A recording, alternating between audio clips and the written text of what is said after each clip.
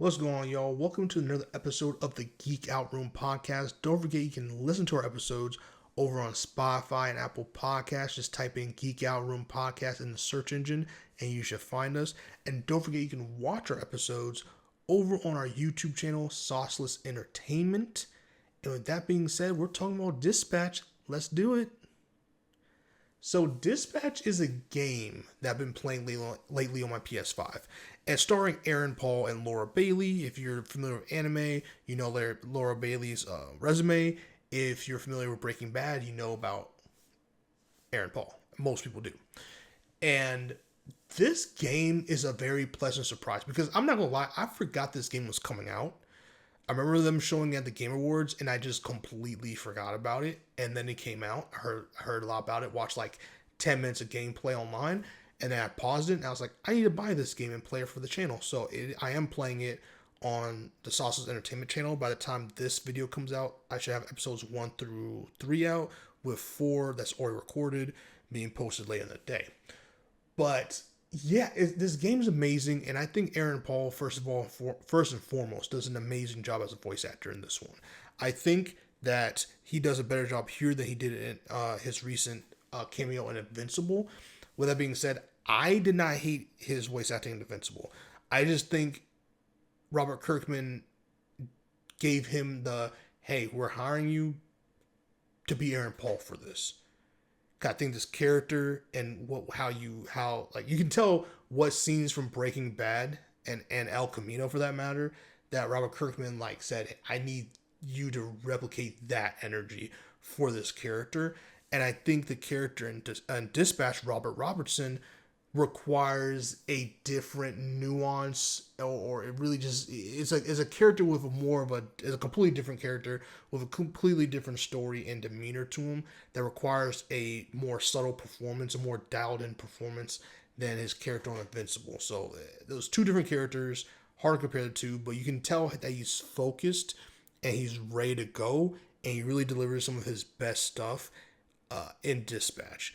And Dispatch is basically, without spoiling anything, it's basically a game where you're playing as a character, Robert Robertson, aka Mecha Man, not to get confused with Mega Man.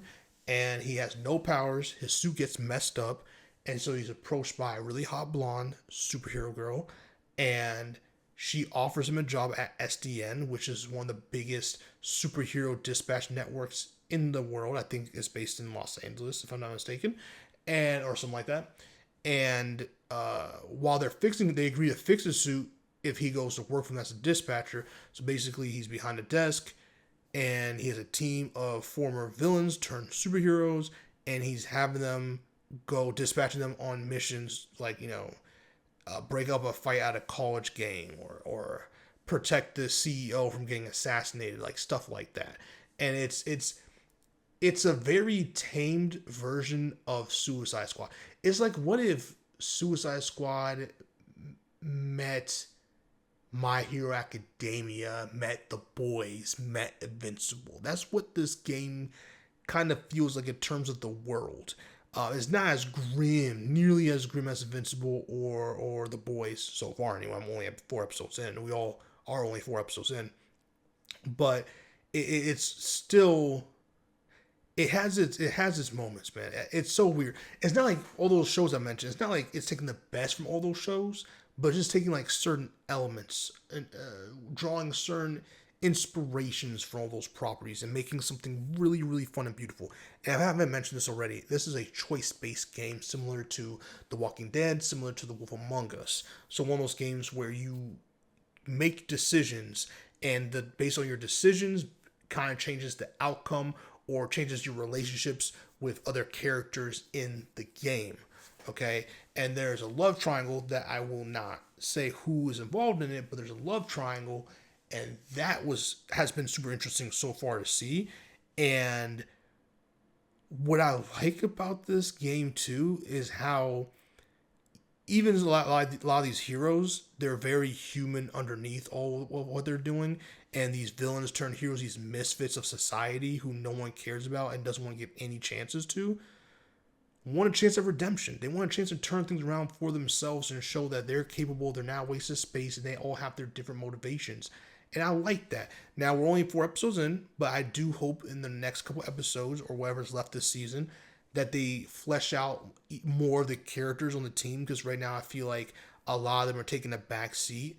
And I really hope that throughout the season, if there's only one season, I don't know how many seasons, who knows how long this is going to go for, but I do hope they continue to develop these characters and make them matter, because one thing that I really like about choice-based games is that they are allowed, with the time they're given in these type of games, to really flesh out a lot of characters, especially depending on your choices.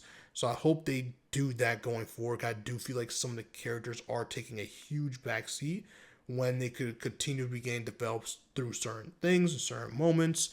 But besides that, like I said, Eric Paul is delivering a great performance. Laura Bailey is doing her thing. Everyone in the cast is doing an amazing job. I know there's a lot of streamers and comedians in this cast.